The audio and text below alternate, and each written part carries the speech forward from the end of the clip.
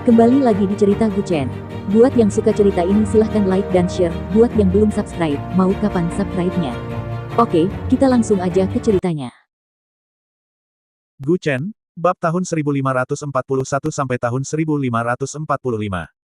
Bisakah kau menghentikannya? Betapa lancangnya utusan hantu ini berani tawar-menawar di depan Zuo Sandu. Awalnya, utusan hantu ini hanya mencoba bernegosiasi, tetapi dia tidak menyangka reaksi sebesar itu. Tuan Zuo, Anda tahu, jika kita menghidupkan kembali seseorang yang masa hidupnya telah berakhir tanpa izin, itu akan sangat sulit bagi kami. Utusan hantu itu menatapnya dan berkata dengan senyum pahit. Zuo Sandu hanya memunggunginya dan tertawa dingin, sialan. Sulit. Kalau begitu jangan lakukan itu. Biarkan Raja Neraka sendiri yang datang dan berbicara denganku. Setelah mengatakan itu, puluhan atau bahkan ratusan hantu jahat muncul di belakangnya, dan utusan hantu itu langsung terkejut.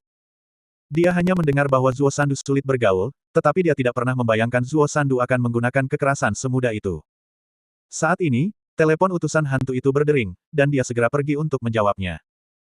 Sementara utusan hantu itu sedang menelepon, Lan Wancheng dengan cepat menggendong Li Qing ke sisi Zuo Sandu, apakah kau yakin tidak apa-apa membawanya pergi?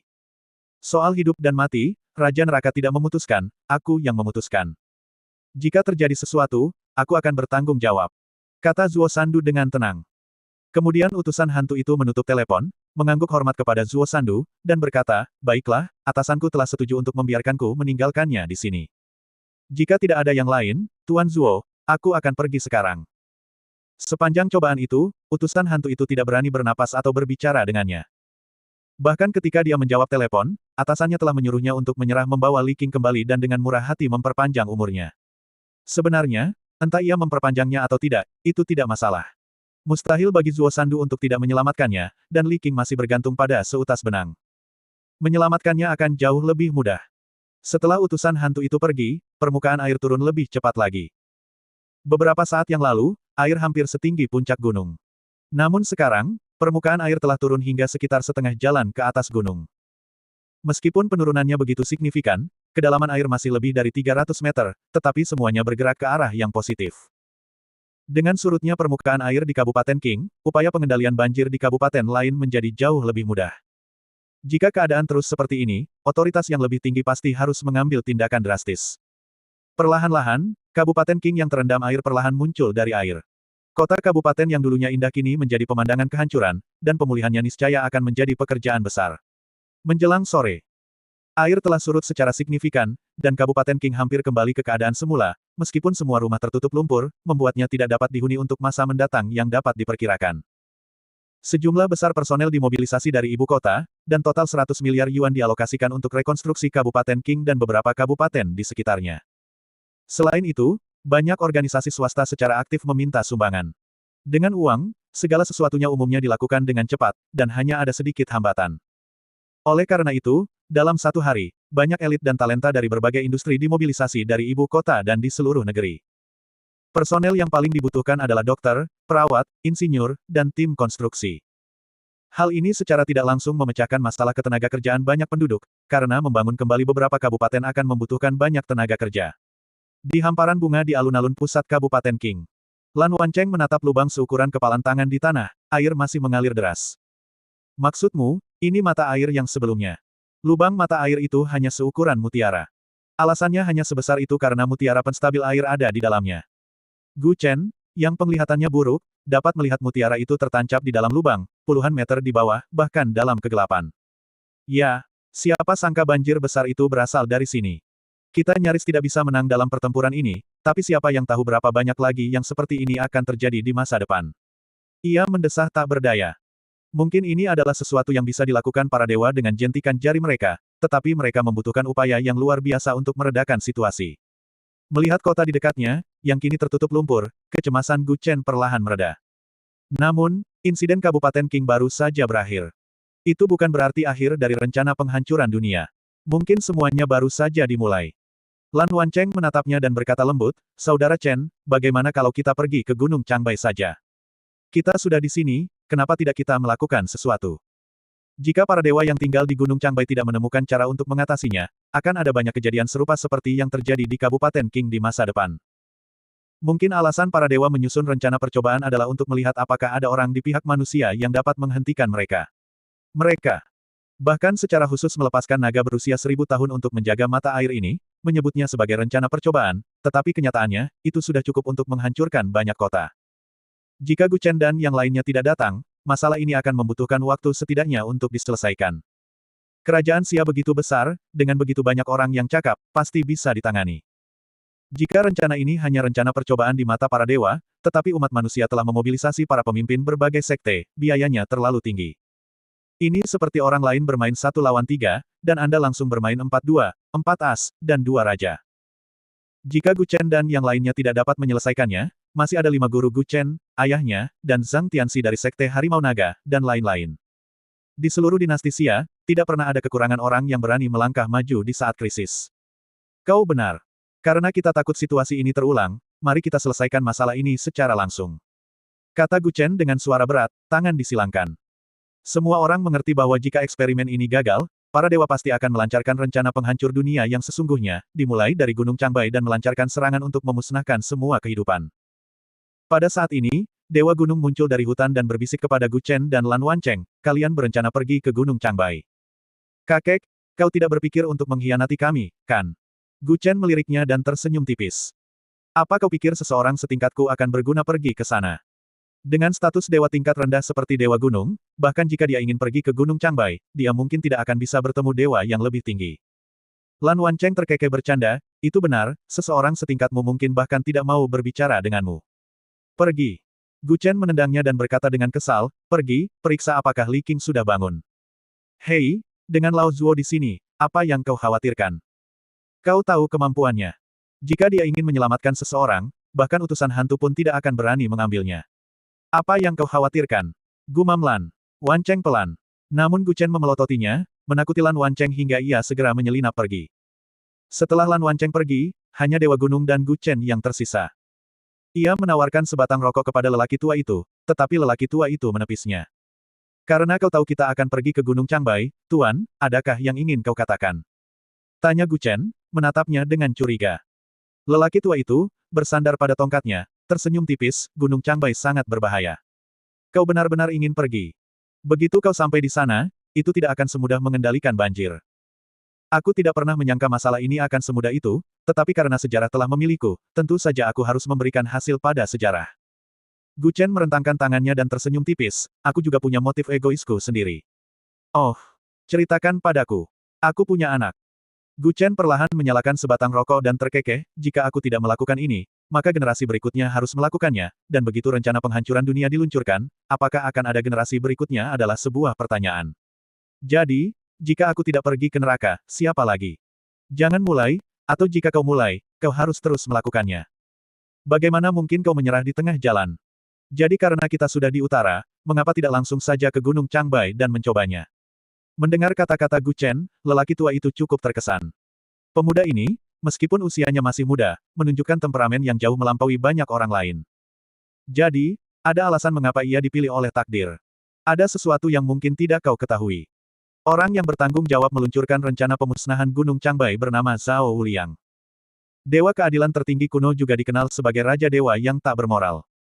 Kekuatannya begitu besar sehingga tidak ada yang tahu tingkat apa yang telah ia capai. Pria tua itu memperkenalkan sambil menggelengkan kepalanya. Deskripsi kekuatan para dewa jelas berbeda dari seniman bela diri biasa. Jika kau terlahir di antara para dewa, kekuatanmu mungkin berada pada level yang bahkan para jenius di dunia fana pun takkan mampu capai dalam beberapa kehidupan. Mereka terlahir di level inti emas, bagaimana bisa dibandingkan dengan orang biasa? Rasanya seperti terlahir di keluarga kelas pekerja biasa, berjuang memenuhi kebutuhan hidup, sementara orang lain terlahir sebagai individu istimewa. Tak ada bandingannya. Apa yang mereka miliki saat lahir adalah sesuatu yang tak akan pernah bisa diraih banyak orang seumur hidup mereka. Beberapa hal yang tak kau miliki sejak lahir, kemungkinan besar takkan pernah kau miliki lagi. Mungkin inilah mengapa para dewa memandang rendah manusia, sama seperti mereka yang terlahir dengan aset miliaran dolar takkan memandang rendah orang-orang dari daerah kumuh. Mendengar kata-kata lelaki tua itu, alis Gu Chen sedikit berkerut, sangat kuat. Kuat. Dia peringkat keempat di antara 8 dewa tertinggi. Dia memiliki kekuatan suci bayangan cermin segudang. Lelaki tua itu tersenyum tipis, 8 bawahan serafimnya, siapapun dari mereka, kira-kira sekuat dirimu sekarang. Serapim. Gu Chen mengangkat alisnya heran, bertanya, bagaimana mungkin Serapim menjadi bawahan dewa tertinggi? Bukankah mereka dewa barat?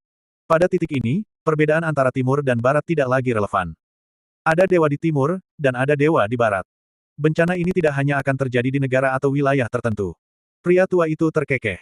Bahkan seorang serapim biasa pun bisa setara dengan Gu Chen. Bagaimana mungkin kita bisa bersaing?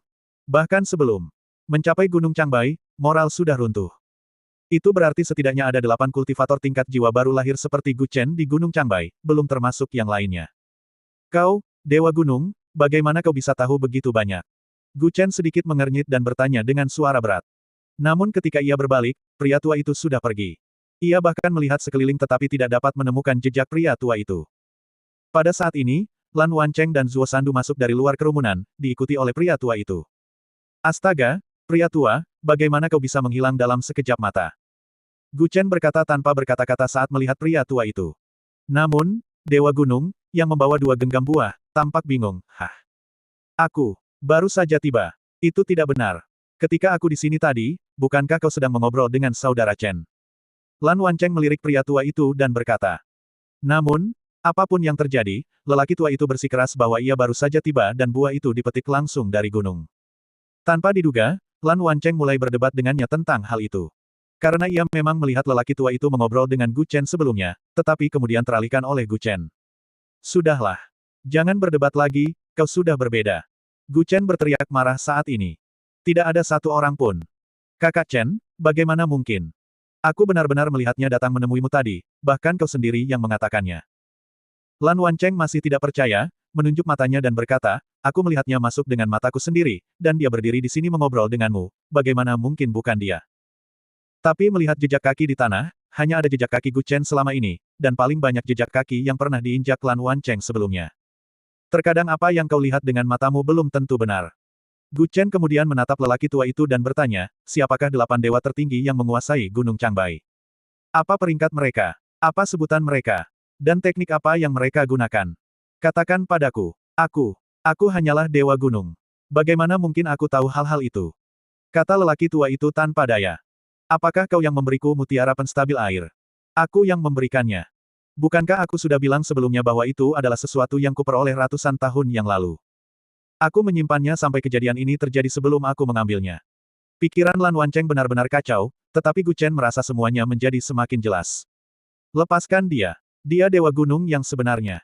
Kata Gu Chen dengan tenang. Lan Wancheng dengan enggan melepaskan lelaki itu. Ia ingin mengatakan sesuatu, tetapi tatapan Gu Chen membuatnya menelan ludah. Dilihat dari kecerdasan Lan Wancheng, ia mungkin tidak akan bisa mengetahuinya dalam waktu singkat.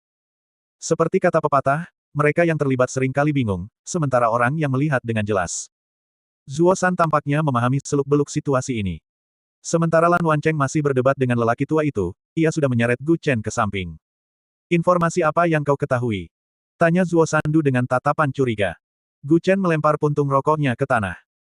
Dan menggosoknya pelan dengan kakinya, kalau tidak salah, pasti ada kekuatan lain di balik semua ini, yang memicu perang antara para dewa dan manusia. Bayangkan saja seseorang bermain catur beberapa langkah, menghibur diri. Jika kubu merah akan kalah, mereka membantu kubu merah.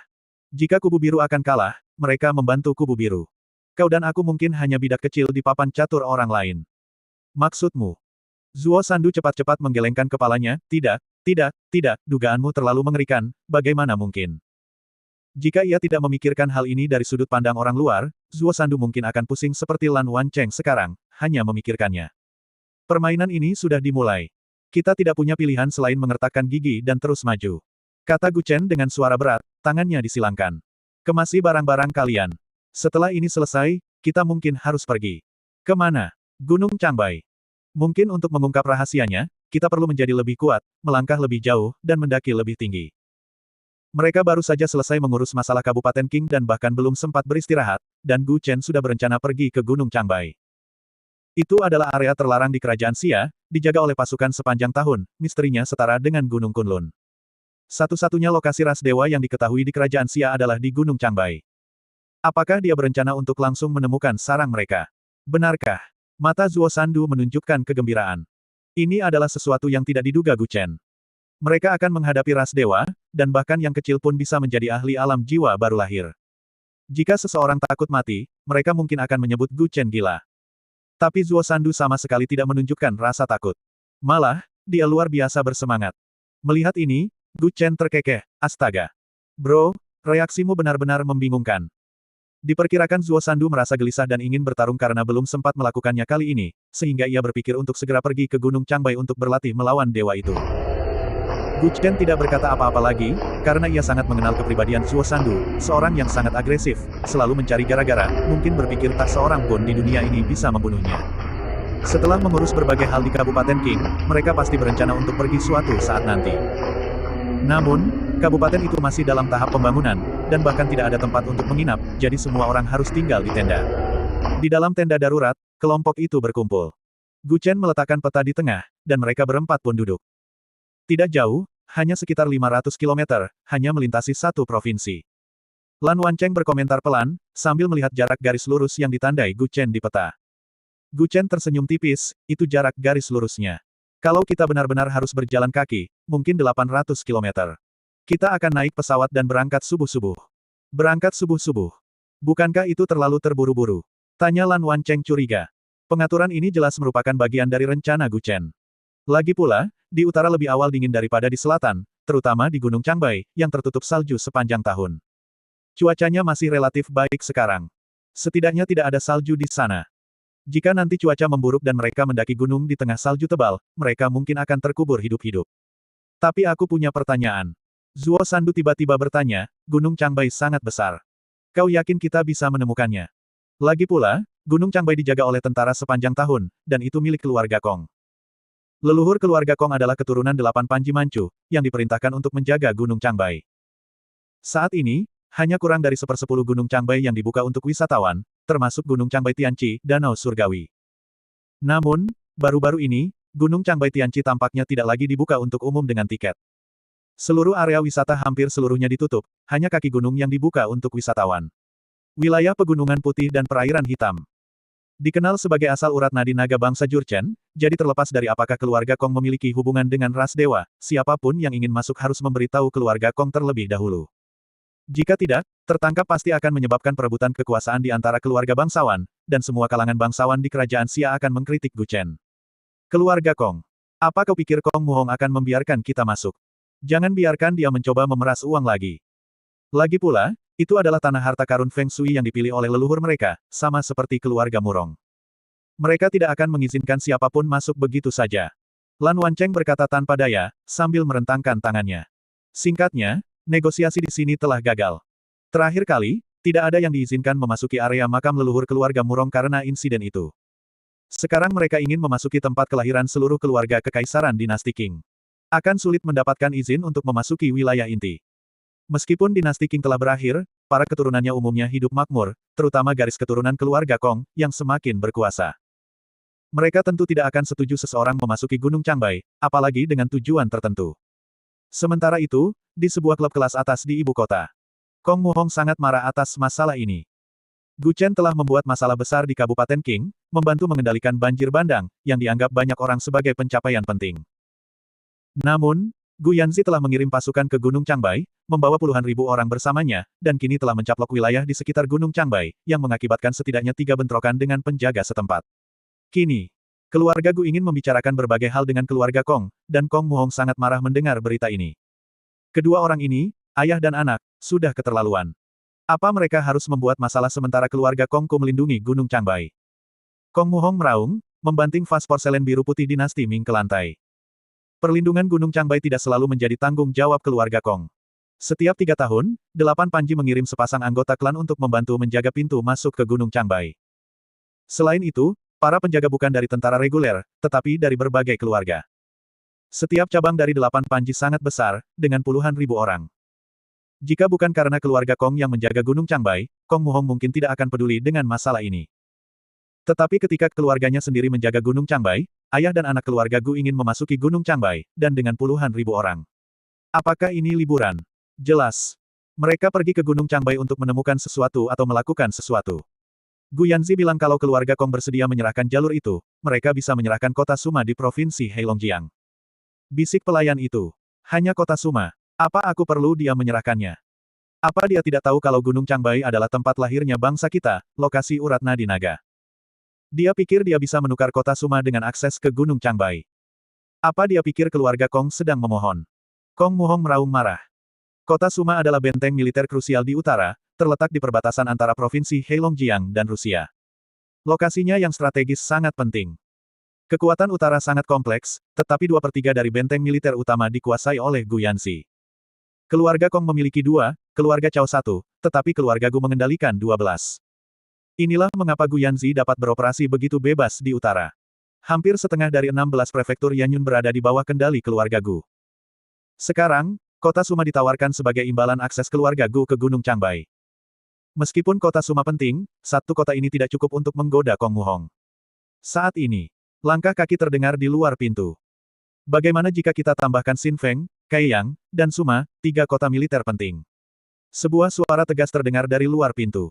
Kong Muhong segera menoleh. Ia telah diajari seni bela diri oleh para guru sejak kecil, dan ia bahkan tidak bereaksi ketika seseorang muncul dari jarak sedekat itu di luar pintu. Siapa itu?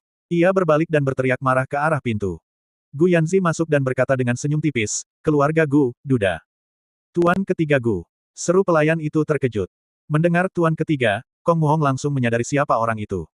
Ia mengamati Gu Yanzi dari atas ke bawah dan harus mengakui bahwa pria ini berjalan dengan langkah yang kuat dan percaya diri. Seperti yang diharapkan dari tuan ketiga Gu, bahkan di usia tuanya, Anda masih memiliki aura yang kuat. Sungguh membuka mata saya. Kong Muhong meliriknya dan tersenyum tipis. Pria di hadapannya ini dulunya hampir menaklukkan dunia.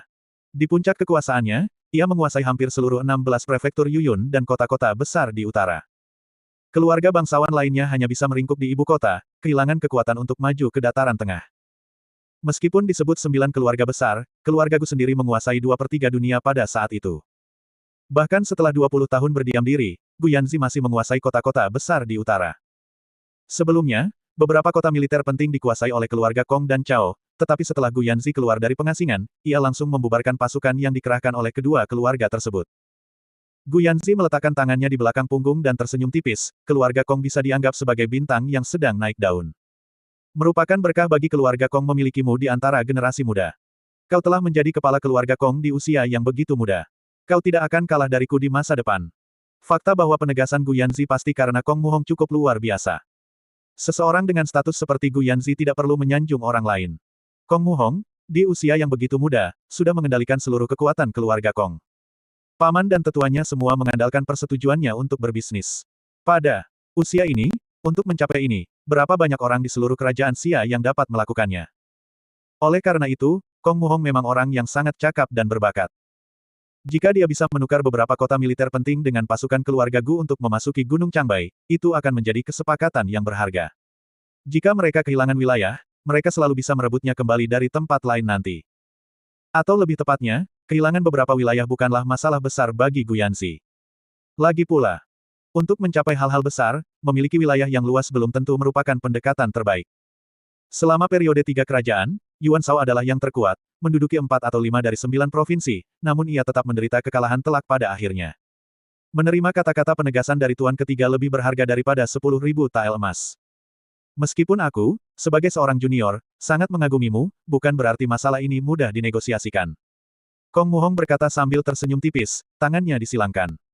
Penggunaan kata negosiasi di sini sebenarnya menunjukkan sikap Kong Muhong. Jika ada yang masih bisa dinegosiasikan, artinya masih ada ruang untuk negosiasi. Jika dia mengatakan secara langsung bahwa tidak ada gunanya membahasnya, dia akan mengatakannya secara langsung. Kong Muhong mengatakan ini terutama untuk melihat apakah Gu Yanzi akan menambahkan lebih banyak alat tawar-menawar.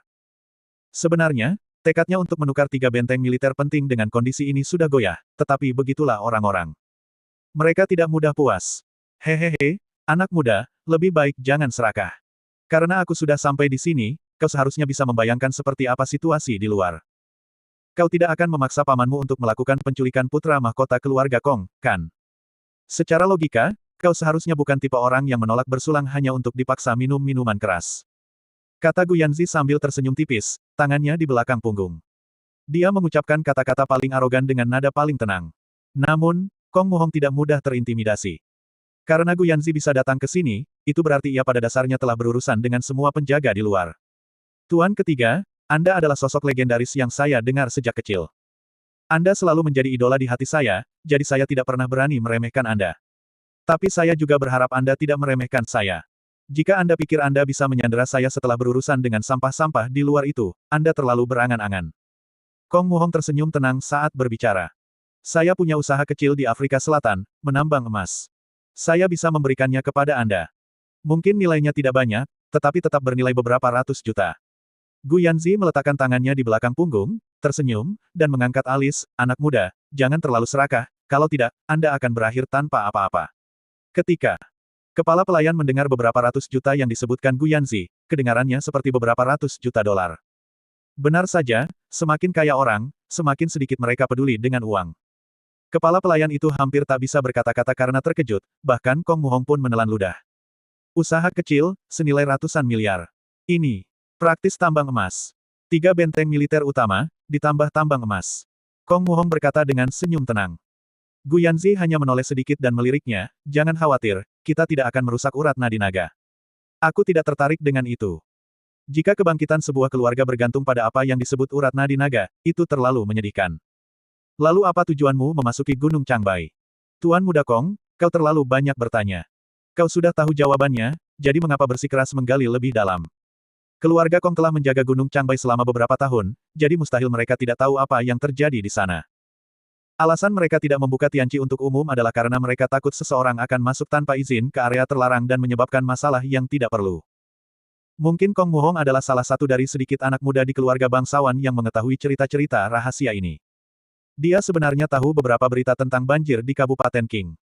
Namun, kebangkitan suku Jurchen tidak terlepas dari bantuan urat naga Gunung Changbai. Meskipun urat naga hanyalah pepatah, hanya keluarga yang benar-benar memiliki urat naga ini yang dapat benar-benar merasakan kekuatannya, yang memberikan sedikit bantuan dalam hal keberuntungan. Lebih tepatnya, bukan keluarga Kong yang memiliki urat naga Gunung Changbai, melainkan urat naga yang memilih keluarga Kong. Tuan ketiga, Anda menempatkan saya dalam posisi yang sulit. Kong Muhong merentangkan tangannya dan berkata dengan senyum mengejek. Gu Yanzi hanya meliriknya dengan ringan, setuju atau tidak, Anda harus setuju.